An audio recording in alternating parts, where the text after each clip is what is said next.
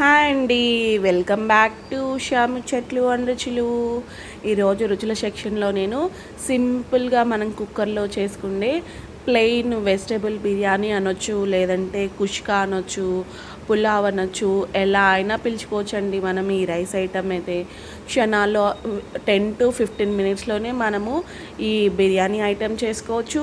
అలాగే దీంట్లోకి నంచుకోనికి restaurant style basic గ్రేవీని కూడా నేను మీతో షేర్ చేస్తున్నానండి.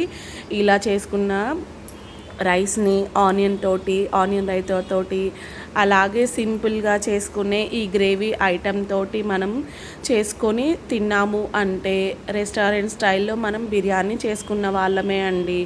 మార్నింగ్ టైం మనం బాక్స్కి కూడా చేసి పంపించవచ్చు పిల్లల్ని ఇలా సింపుల్గా చేసుకొని. ఇంకా ప్రాసెస్లోకి వెళ్ళిపోదామండి. ఇదైతే నేను కుక్కర్లో చేసి చూపిస్తున్నాను. మీకు ఇష్టం ఉంటే కుక్కర్లో అయినా చేసుకోవచ్చు, లేదు అంటే బాయిలింగ్ చేసుకుంటాం కదా, అంటే మనం రైస్ వండుకొని వాడ్చుకొని చేసుకుంటాం కదా, అలా అయినా చేసుకోవచ్చు అండి. చాలా త్వరగా అయిపోతుందని చెప్పి నేనైతే కుక్కర్లో చేస్తున్నాను.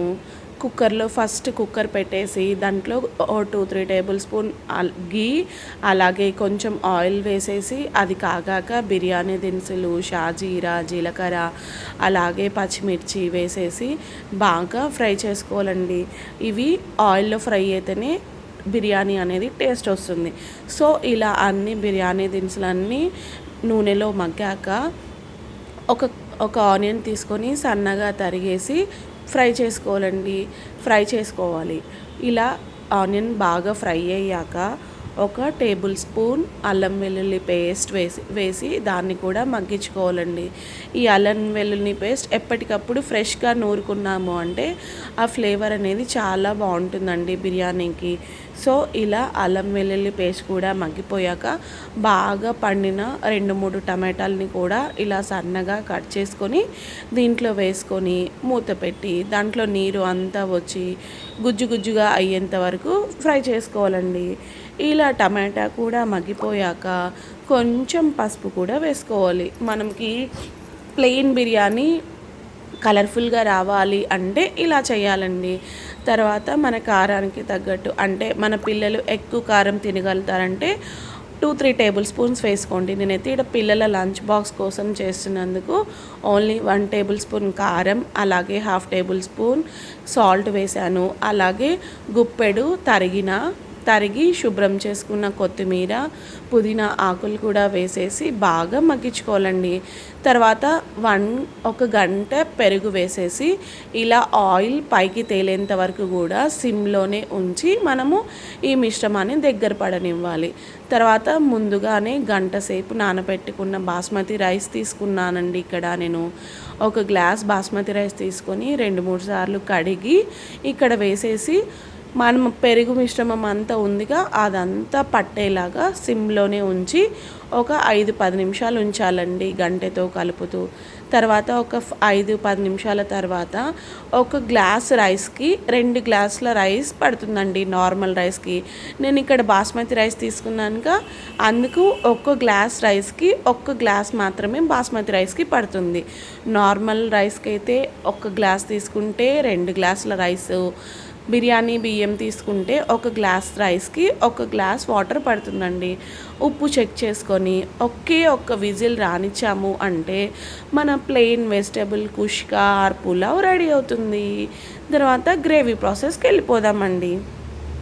తర్వాత మనము గ్రేవీ ప్రాసెస్లో ఏం చేయాలి అంటే కడాయి పెట్టుకొని కొంచెం ఆయిల్ వేసేసి పొడవుగా సన్నగా తరుక్కున్న ఆనియన్స్ అలాగే 2-3 పచ్చిమిరపకాయలు వేసేసి వీటిని బాగా రోస్ట్ చేయాలండి.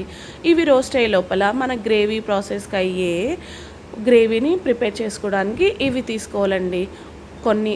కొన్ని టమాటా ముక్కలు, కొన్ని పచ్చి కొబ్బరి ముక్కలు, కొన్ని గసాలు అలాగే కొన్ని కాజు, ఒక 4-5 బాదం పప్పులు తీసుకొని కొంచెం వాటర్ వేసేసి అవసరం అనుకుంటే వీటిని గ్రైండ్ చేసుకొని పేస్ట్ లాగా రెడీ చేసుకోవాలండి. ఇక్కడ ఆనియన్స్ ఫ్రై అయ్యాక ఒక 1/2 టేబుల్ స్పూన్ అల్లం వెల్లుల్లి పేస్ట్ కూడా వేసేసి దాన్ని కూడా మగ్గించుకోవాలి. ఈ తర్వాత అల్లం వెల్లుల్లి పేస్ట్ మగ్గిపోయాక మనం టమాటాని మిక్సీ పట్టుకున్నాక ఆ జ్యూస్ని కూడా వేసేసి బాగా మగ్గించాలండి పచ్చి వాసన పోయే వరకు. ఇక్కడ నేను టీకా లాల్ అంటే ఎవరెస్ట్ టీకా లాల్ వాళ్ళది మిర్చి పౌడర్ ఉంటుందిగా, అది కూడా యూజ్ చేస్తున్నాను. అంటే కలర్ కోసం, మంచి కలర్ కోసం తగినంత కారం, ఉప్పు, అలాగే ఇక్కడ నేను క్రీమ్ అనేది అమూల్ వాళ్ళ క్రీమ్ యూజ్ చేస్తున్నానండి. ఈ క్రీమ్ వేయటం వల్ల మనకి గ్రేవీ అనేది రెస్టారెంట్ స్టైల్ గ్రేవీ లాగా వచ్చేస్తుందనమాట. సో దీన్ని లో టు మీడియం ఫ్లేమ్లోనే పెట్టేసి బాగా మగ్గించుకుంటూ ఒక 1/2 టేబుల్ స్పూన్ కర్డ్ కూడా వేయాలండి. కర్డ్ వేసేసి దాన్ని కూడా బాగా మగ్గించాలి. తర్వాత కొంచెం కసూరి మేతి కూడా వేసేసి మన గ్రేవీ అంతటిని దగ్గరే కలుపుతూ అడుగుంటకుండా ఈ గ్రేవీని రెడీ చేసుకోవాలి. ఇలా ఆయిల్ పైకి తేలాక మనము ముందుగానే ప్రిపేర్ చేసుకున్న కుష్కాతో సర్వ్ చేసుకోవచ్చండి. ఫస్ట్ 1 విజిల్ వచ్చినప్పుడు కొంచెం ముద్దగా ఉంటుందండి కుష్కా అనేది. కొంచెం ఒక 1/2 అవర్ దాన్ని వదిలేసాము అంటే ఇలా పొడిగా కుష్కా వస్తుందండి. ఇలా వచ్చిన తర్వాత మనం ముందుగా ప్రిపేర్ పెట్టుకున్న గ్రేవీ తోటి, అలాగే ఆనియన్ తోటి, అలాగే కొంచెం మనకి ఇష్టం ఉంటే ఆనియన్ రైతా తోటి సర్వ్ చేసుకుంటే మన వీకెండ్ స్పెషల్ అయినా సరే అనుకోవచ్చు. లేదంటే ఎవరైనా అనుకోకుండా రిలేటివ్స్ వచ్చినప్పుడు ఒక 15 మినిట్స్లోనే చేసి ఇవ్వచ్చండి. నచ్చిందా మరి?